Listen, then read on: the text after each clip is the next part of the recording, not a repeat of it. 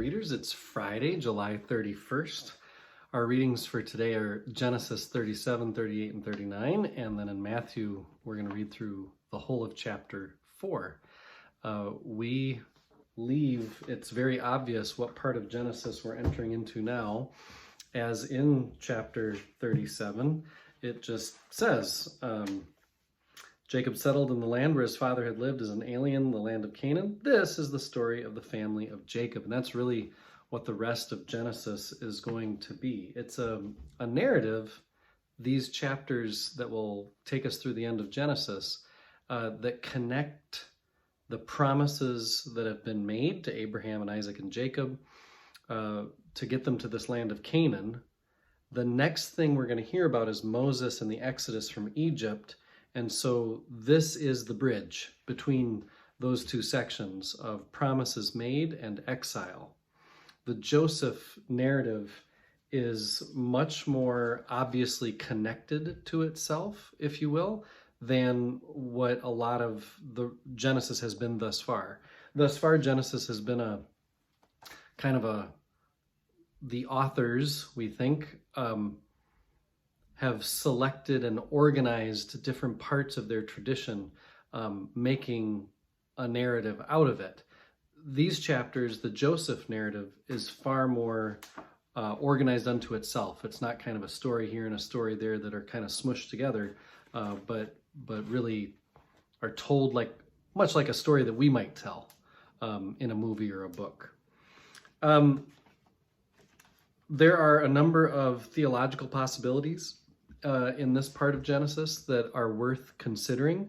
The one I wanted to lift up to you is about how, some of the possibilities here that I'm reading in my commentary include how this is a story about the struggle of a family, and how this family, the issues tilt toward political realities, and there's always politics in the background of whoever wrote these parts of Scripture.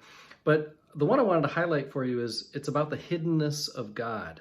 This is a narrative bracketed between the dream of chapter 37, verse 5, and the doxological affirmation of chapter 50, verse 20, which announces everything. And so, bracketing happens a lot in Scripture. How something starts and ends, and then what's in between. That's how a lot of Scripture works, is kind of introducing you to an idea or a character, and then fleshing that out for a number of chapters, and then finishing with something that kind of connected back to the beginning. He says, the listening community may be invited to live bracketed between the hint of the dream and the doxology of the disclosure.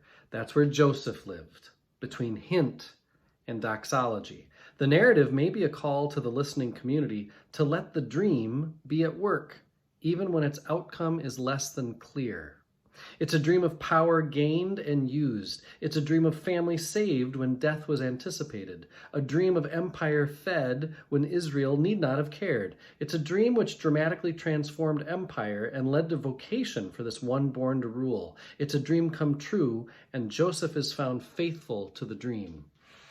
We, as Americans, for example, live in a dream. Think of Martin Luther King Jr.'s I Have a Dream speech. He was talking about something that isn't yet, but can be seen and felt and experienced already now.